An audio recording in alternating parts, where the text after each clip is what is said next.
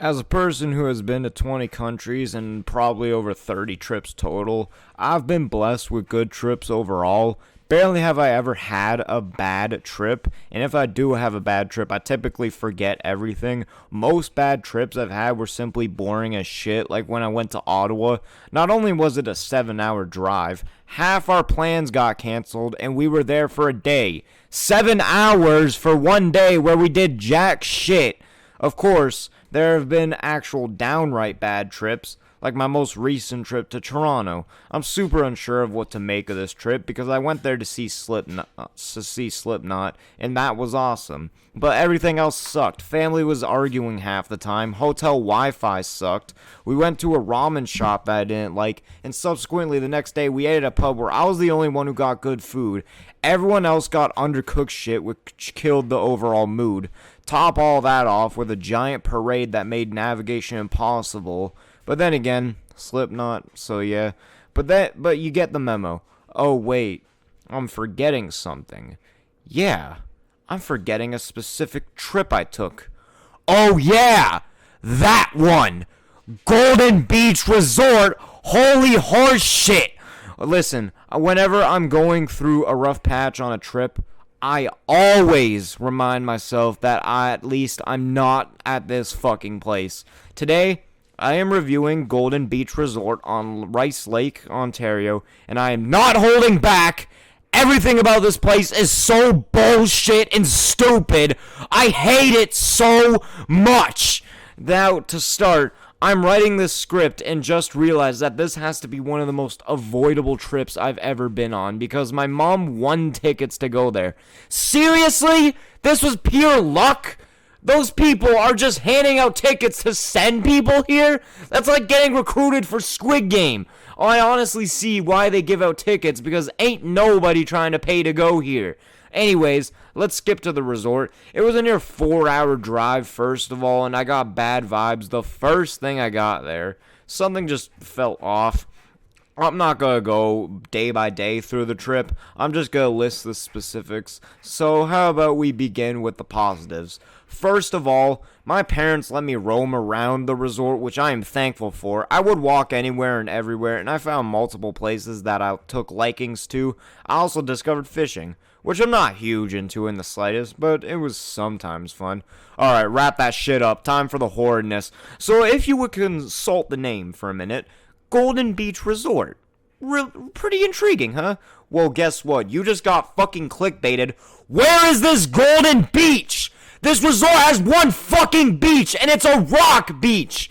Rock beaches have to be one of the worst things in existence. It's sand or nothing. And it's not like the rocks are gold colored or some bullshit. They were the usual gray. The beach also isn't big at all. There was understandably no one there my whole stay. This beach is a fucking war crime. Someone shut this place down for false advertising. They have a pool there if you don't want to swim in their fuck-ass beach. The pool's okay. It's a pool. But moving on. One thing that is not made clear is that since my unfortunate time spent there, I've realized that this is a fucking rich people resort. God save you if you're broke. You'll be staying in the fucking RV cabins.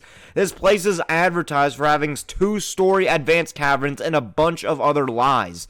That's only if you're making racks. Everyone else goes in the ditch with very unspacious bedrooms. Oh my god, the fucking bedrooms. This problem is much more avoidable. Just don't rent out the cabin I was in. But there's a lighthouse close to the poor side, and this becomes a huge problem because the light will pierce through your fucking window and deprive you of sleep.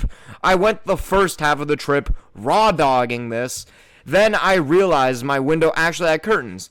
Oh, yippee, I thought. I can finally sleep.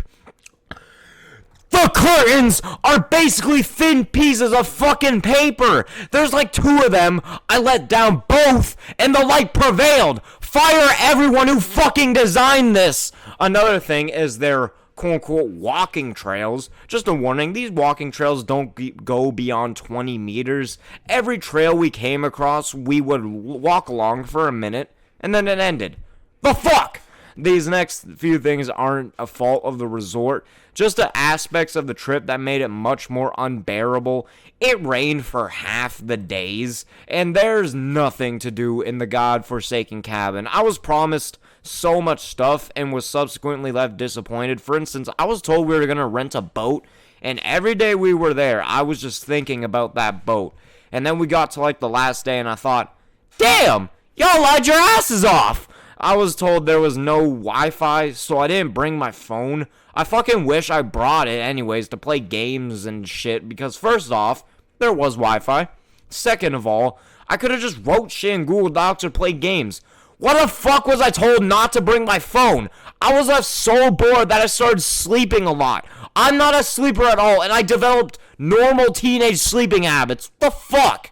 I witnessed our neighbors, like, abuse their kid for the last 2 days, which my dad was about to inform the resort owners about.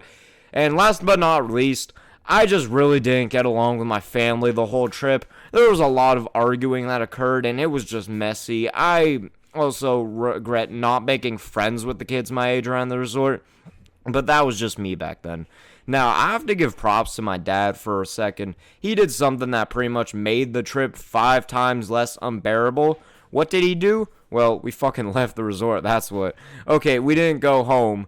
We just visited some small towns nearby. These were the best days of the whole trip. To top everything off, on the drive home, we stopped at an en route and ate their restaurant. Dude! That was one of the dirtiest restaurant settings I have ever seen.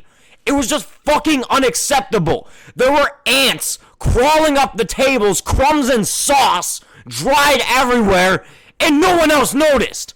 Props to my sister, dude. She found the only clean table. She always finds the only clean tables.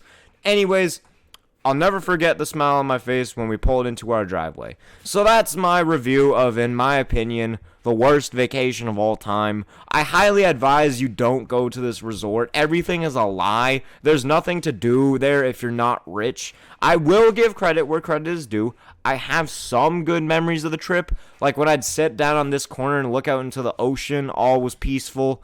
I don't know why I just said ocean. It's a fucking lake that's not even the size of, like, the Great Lakes.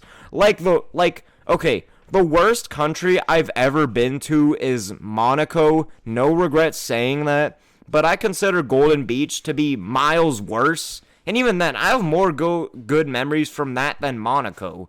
But still, avoid at all costs. If you want a good cabin getaway, go to Emerald Lake, especially if you have a family. But this concludes the review. We need to napalm this entire resort. Good talk.